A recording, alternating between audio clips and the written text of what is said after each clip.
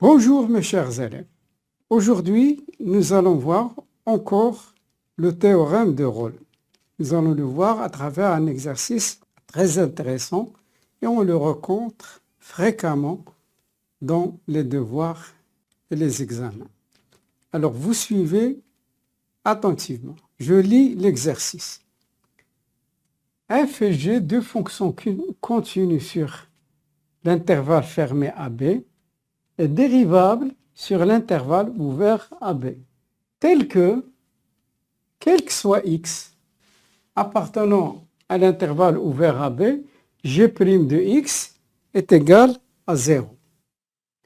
La question, montrez que g de A est différent de g de B.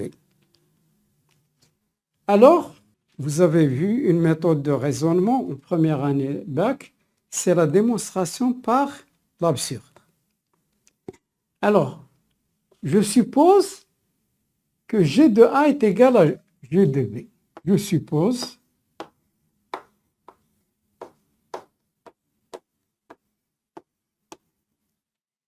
g de A est égal à g de B.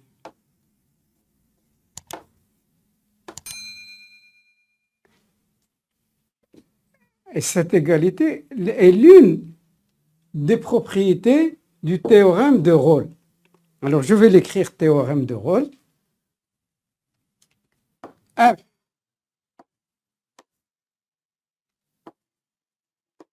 est une fonction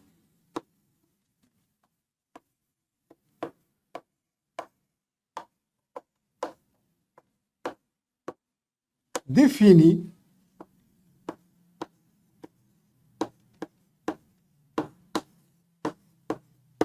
sur AB.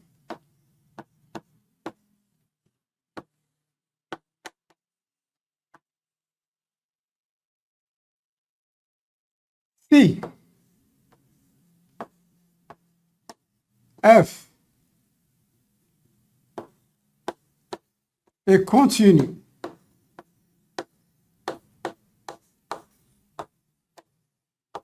sur AB, fermé, et F est dérivable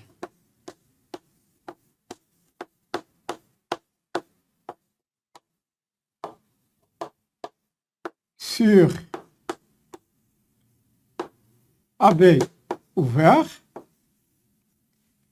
et une troisième condition, F de A est égal à F de B. Alors, il existe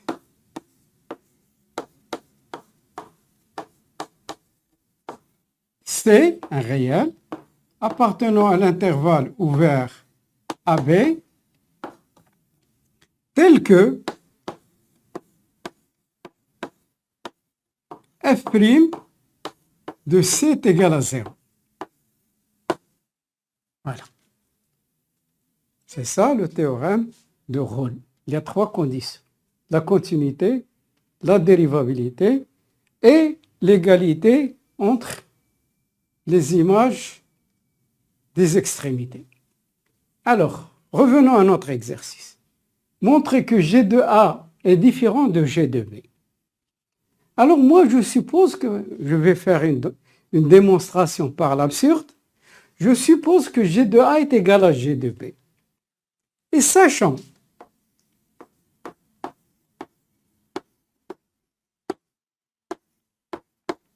que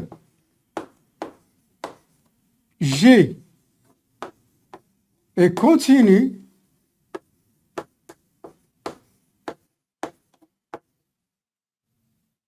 continu sur AB,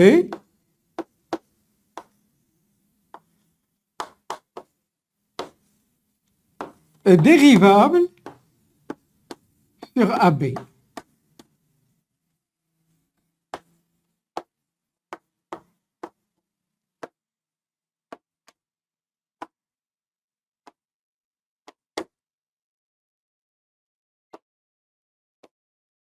Regardez, il y a les trois conditions. 1, continuité 2, voilà, je vais les souligner. 1, 2, 3. Donc, je peux appliquer le théorème de Rolle. D'après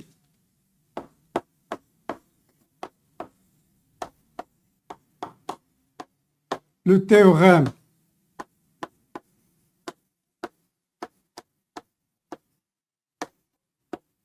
de Rolle,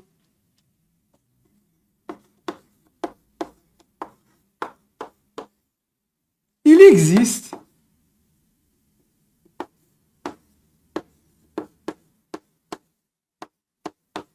C appartenant à l'intervalle AB tel que G' de C est égal à 0.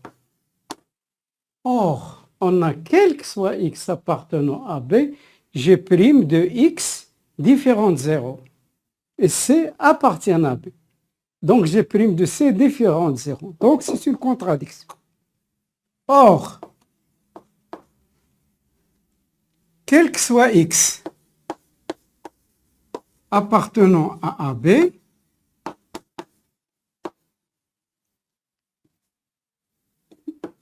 G' de x différent de 0. Et C appartient à AB et G' de C est égal à 0. C'est absurde. Il ne peut pas, parce que tout x appartenant à B, G' de x est différent de 0. Or, ici, on a trouvé G' de C égale à 0. Absurde.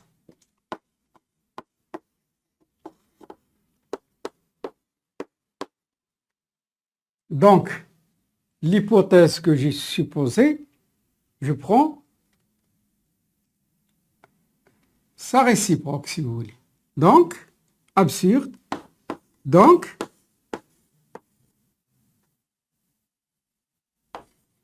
G de A est différent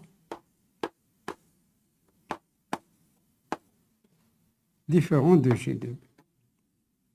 Je crois que vous avez bien compris parce que j'ai supposé et j'ai trouvé une absurdité, donc cette supposition est fausse. Je passe maintenant à la deuxième question. Qu'est-ce qu'il dit la deuxième question? On considère, donc je peux effacer ça si vous voulez.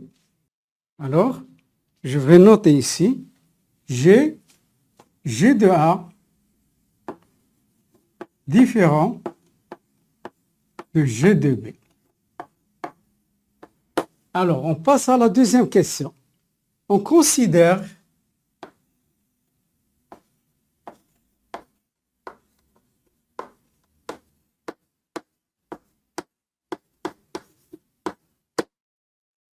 la fonction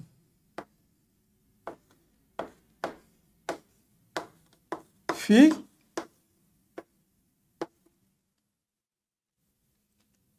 la fonction numérique phi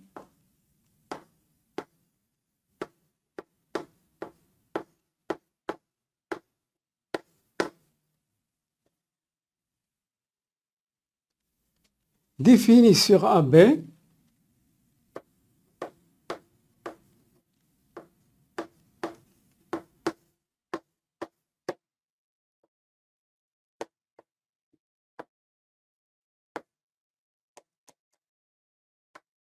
par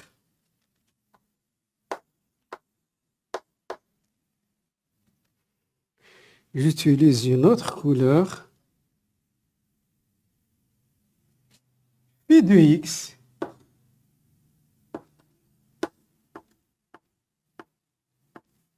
est égal à f de x moins f de a plus lambda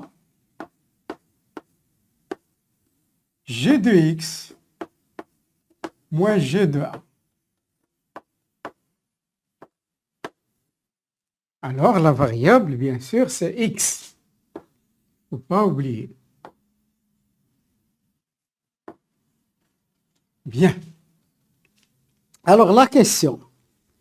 Déterminer lambda tel que phi de b égale à 0. Ça, c'est petit a. Déterminer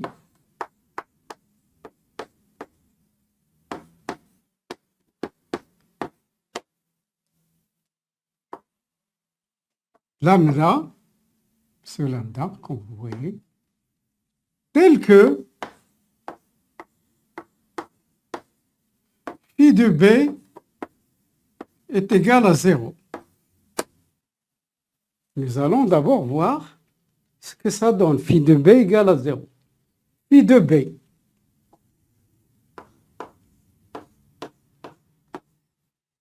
Alors, je remplace la variable, c'est x. Donc, ça me donne f de b moins f de a, c'est une constante, plus lambda g de b moins g de a est égal à 0. Alors, je vais chercher lambda, ce qui est équivalent. Lambda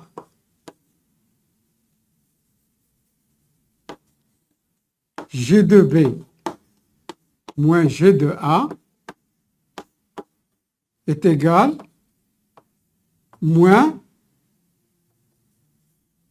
f de b moins f de a. Ce qui est équivalent, vous voyez pourquoi on nous a demandé de montrer que g de b est différent, parce qu'on va diviser par ce nombre. Alors, lambda est égal moins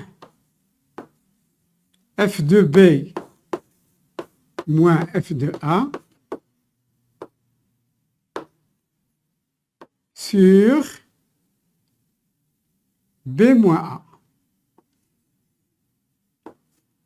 Pardon. Sur g de b moins g de a. Si g de b est égal à g de a, on ne peut pas diviser. Alors, on a répondu à la première question.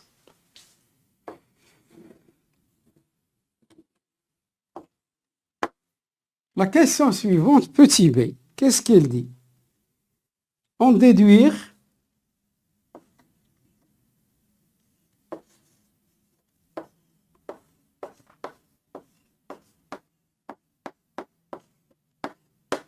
qu'il existe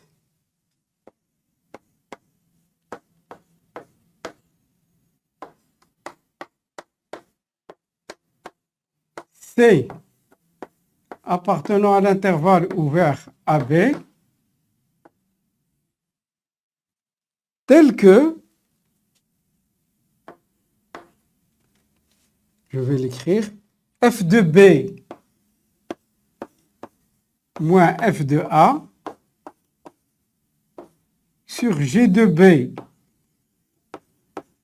moins g de A est égal f' de C sur g' de C. Alors, regardez attentivement. D'abord, nous avons phi de B égale à 0.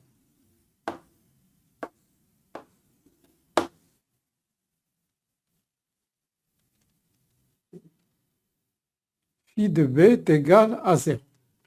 Nous allons voir à quoi est égal phi de A. Vous allez me dire, monsieur, pourquoi? je vais voir est-ce qu'ils veulent encore appliquer le théorème de Rolle. Calculons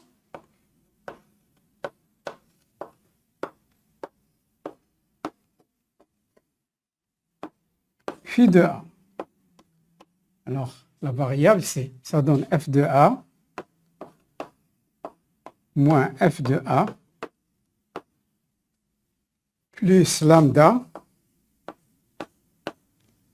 G de A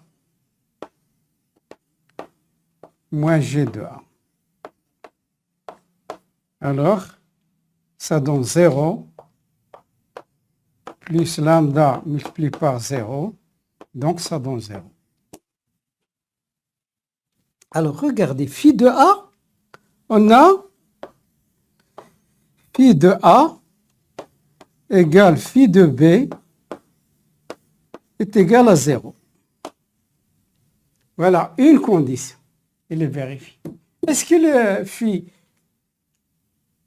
nous allons voir phi, est-ce qu'elle est continue sur AB? Bien sûr.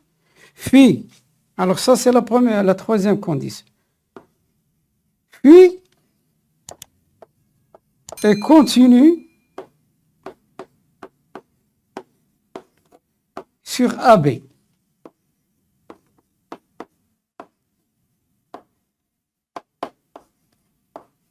Car les deux fonctions ici, f a, g de a, ce sont des constantes.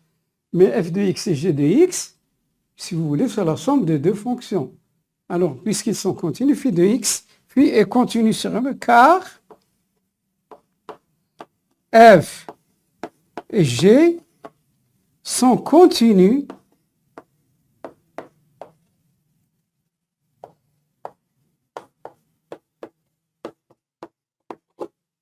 sur AB.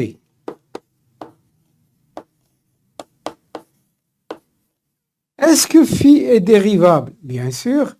Phi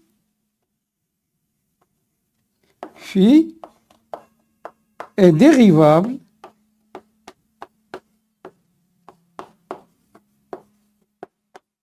sur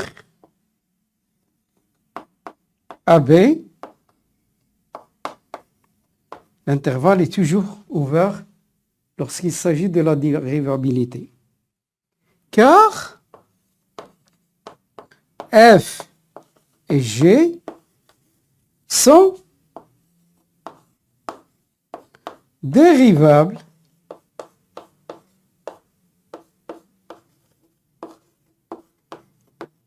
sur AB.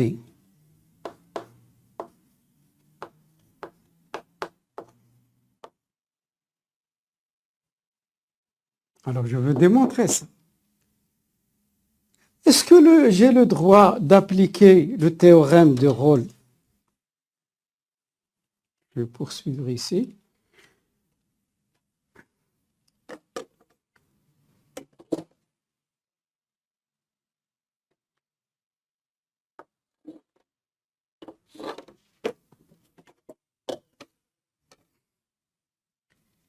Alors, suite de l'exercice.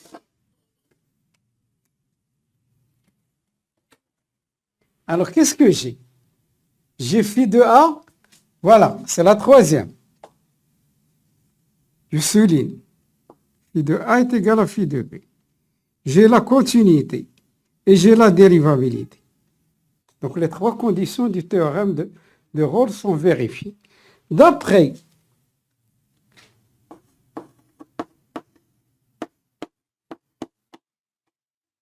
il faut toujours citer les Rolle ou la valeur intermédiaire, accroissement fini, taf. D'après le théorème de Rolle, il existe C appartenant à l'intervalle AB tel que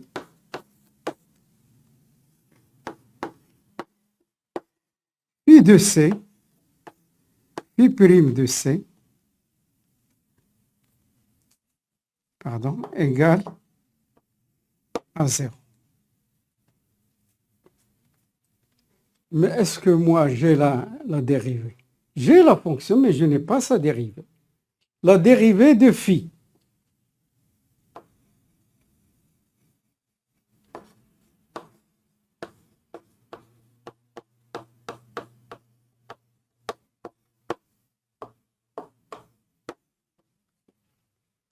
Bien. Phi prime de x. À quoi est égal? N'oubliez pas que la variable c'est x. Fa constante, donc elle a sa dérivée 0. Ga constante, sa dérivée 0. Alors ça va nous donner quoi? F' de x plus lambda G' de x.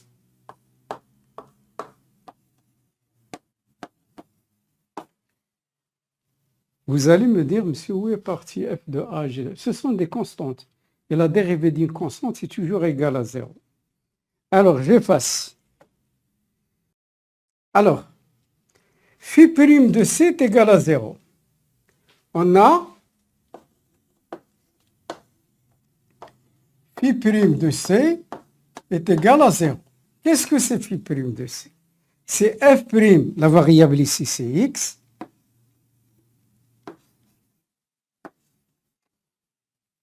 alors phi prime de c, c'est quoi? C'est équivalent f prime de c plus lambda g' de c est égal à 0. Alors, ce qui est équivalent, lambda g' de c est égal à moins f' de c. Ce qui est équivalent, quoi est égal lambda?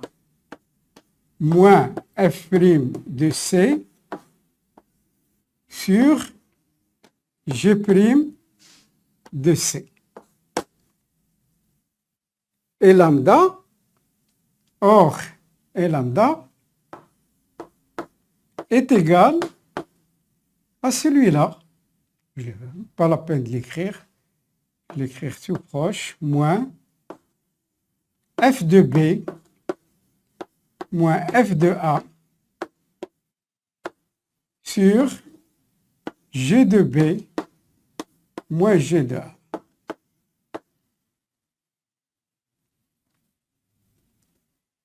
On va laisser écrit parce qu'on avait besoin de... Bien. Donc, lambda, lambda, moins f' de c sur g' de c est égal à moins f de b moins f de a sur g de b moins g de a. Ce qui est équivalent, moins disparaît avec moins. Qu'est-ce qu'il me reste? Il me reste f' de c sur g' de c est égal f de b moins f de a sur g de b moins g de a. Alors, c'est démontré.